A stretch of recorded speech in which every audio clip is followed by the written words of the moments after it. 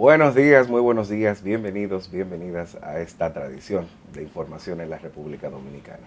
Uno más uno, principio y fin de la comunicación, Milice Gurid. Buen día, Stalin Montero, buen día, amables televidentes. Un honor y un privilegio que por tantos años consecutivos, más de 35 años, ustedes sean fieles a esta propuesta informativa y de análisis que es Uno más Uno. Hoy, lunes 18 de septiembre, una semana que es intensa y que no permitió que hubiera cese de informaciones en los fines de semana. La verdad es que nos hemos mantenido trabajando de manera constante, dando cobertura al que es, sin lugar a dudas, el principal tema de interés en la opinión pública nacional e internacional.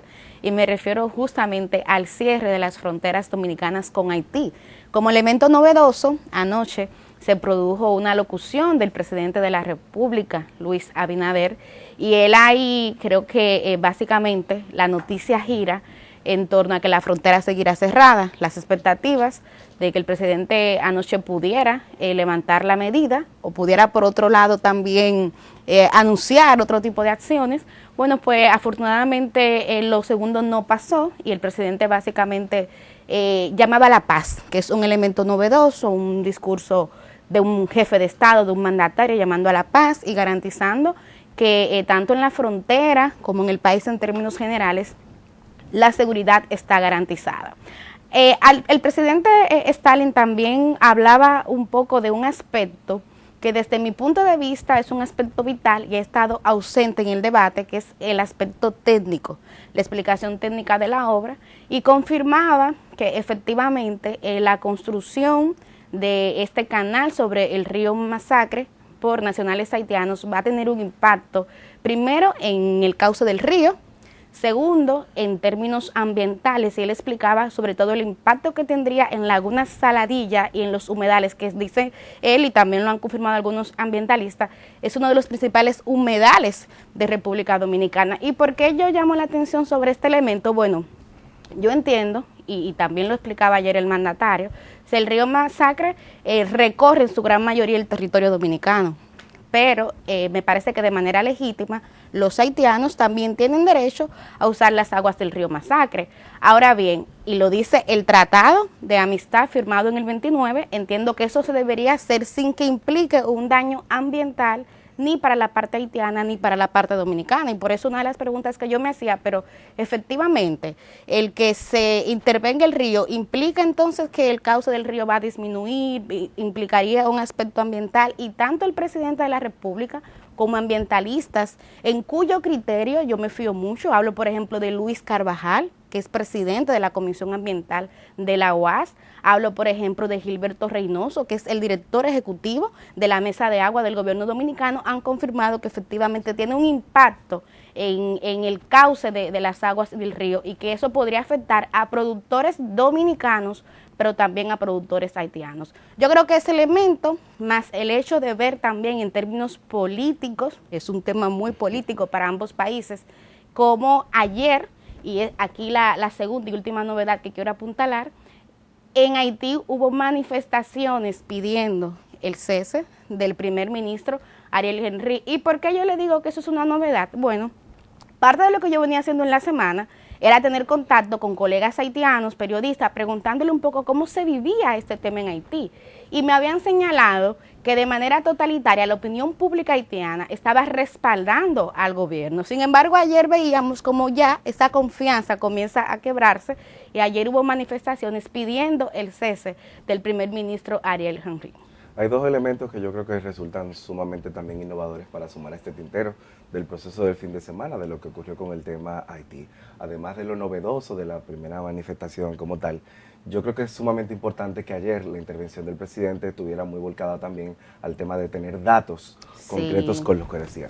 Lo decíamos la semana pasada durante la entrevista, bueno, durante varias de las entrevistas que sostuvimos, y recuerdo que era lo que decíamos, también la importancia de la generación de datos vinculados a la academia que permitieran y que sustentaran realmente todo el proceso de la mesa, de la submesa de agua de la Comisión Binacional. Y lo otro del fin de semana es que yo creo que indiscutiblemente el escenario del G77 en Cuba fue un evento importante también donde el presidente Abinader pues expuso, llevó un poco no ese estado de la cuestión de en dónde se encuentra el conflicto dominico-haitiano en este momento en la frontera, las razones y demás. Es decir, no solamente fue la intervención vinculada, y me pareció interesante, la intervención vinculada a la promoción de una cultura de la innovación y vinculada sobre todo a la educación, que es un gran hito importante y relevante que haya, en medio de todo este contexto, haya apostado por este elemento. Le acompañó el canciller Roberto Álvarez,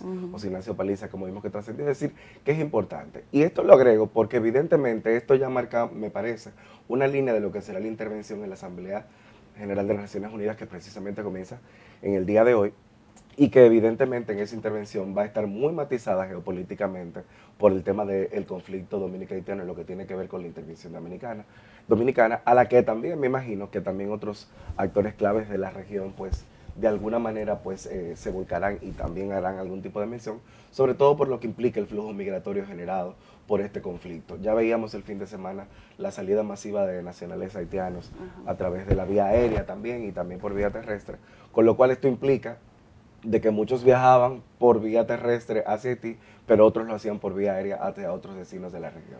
Así es, nosotros habíamos logrado tener apoyo de Panamá y de Costa Rica con esta agenda haitiana, porque Stalin te veo muy optimista.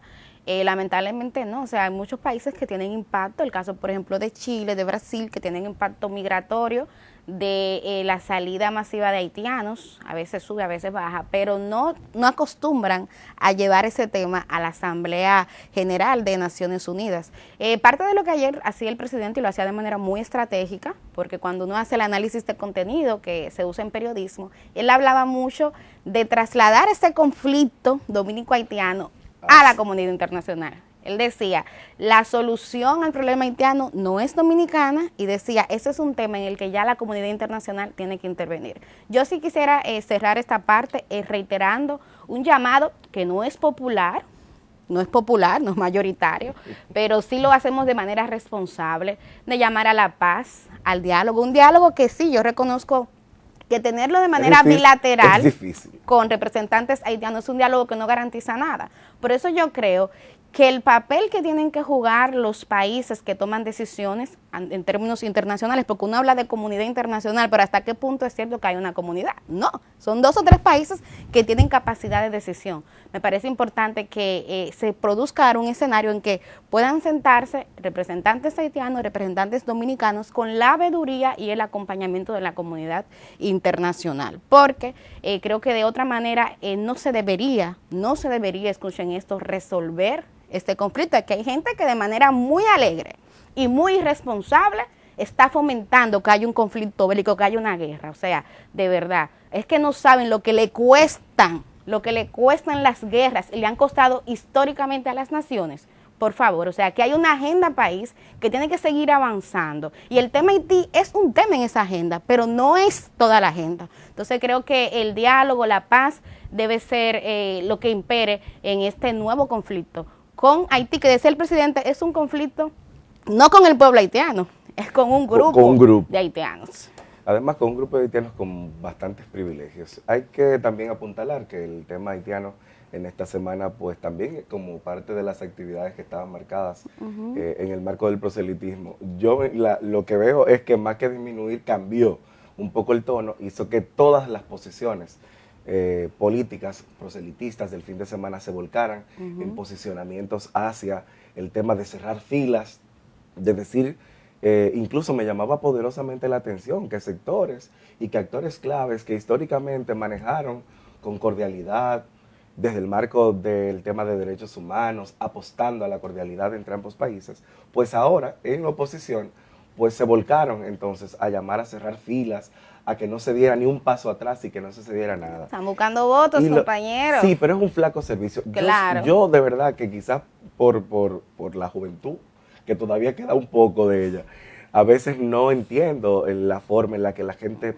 le pierde el sentido y el temor al peso de la historia, a cómo usted escribe lo que usted hace en su vida en el marco de la historia dominicana.